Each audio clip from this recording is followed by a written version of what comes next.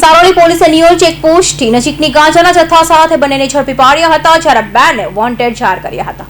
Saroli police મથકનો staff પેટ્રોલિંગમાં હતો ત્યારે બાતમી આધારે Saroli police Niyol police checkpost પર નજીક સાબરગામ 4 રસ્તા પાસેથી વિજયકુમાર બાયનકુમાર મલિક તથા સોમામારી ઉર્ફે ખુશી હિરમણા પ્રધાનને ઝડપી પાડી તેઓ પાસેથી ગાંજાનો જથ્થો કબજે કર્યો હતો, જ્યારે તેઓને ગાંજાનો જથ્થો મોકલનાર ઓડિશા બાબુ ઉર્ફે ચિંટુ તથા ગાંજાનો જથ્થો મંગાવનાર કતારગામ ઉત્કલનગર ઝુંપડપટ્ટીના શંભુ ઉર્ફે ભારી લોચન ખુટિયાને વોન્ટેડ જાહેર કરાયા હતા। સુરત શહેરમાં no drugs in Surat city એના અભિયાન અંતર્ગત સુરત શહેર police commissioner Shri Anupamsinh Gehlot sir, special commissioner Shri Wabang Jamir sir તેમજ ડીસીપી ઝોન 1 સરની માર્ગદર્શન અને સૂચના હેઠળ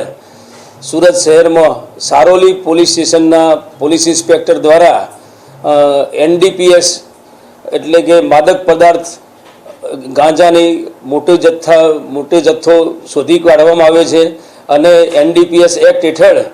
સારોલી પોલીસ સ્ટેશનમાં ગુનો નોંધી 2 આરોપીઓની ધરપકડ કરવામાં આવેલી છે। સમગ્ર ઘટનાની હકીકત જોતા સારોલી પોલીસ સ્ટેશનમાં આવેલ નિયોલ ચેકપોસ્ટ ખાતે ફરજ પરના કર્મચારીને હકીકત મળેલી કે 2 વ્યક્તિઓ ગેરકાયદેસર નાર્કોટિક ડ્રગ્સ એટલે કે ગાંજો લઈ અને સુરત શહેરમાં પ્રવેશનાર છે। આ બાતમી હકીકત આધારે સારોલી પોલીસ ઇન્સ્પેક્ટર શ્રી દેસાઈ અને તેમની ટીમે NDPSની જોગવાઈઓ હેઠળ આ ગુનાના કામે 2 આરોપીઓને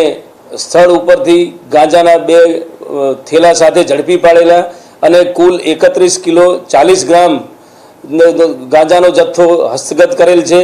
અને જે ગાંજાની કિંમત જોતા 3,10,400 રૂપિયાની મત્તાનો ગાંજાનો સીઝ કરવામાં આવેલો છે। ગુનો દાખલ કરી બંને આરોપીઓ હાલ પોલીસ કસ્ટડીમાં છે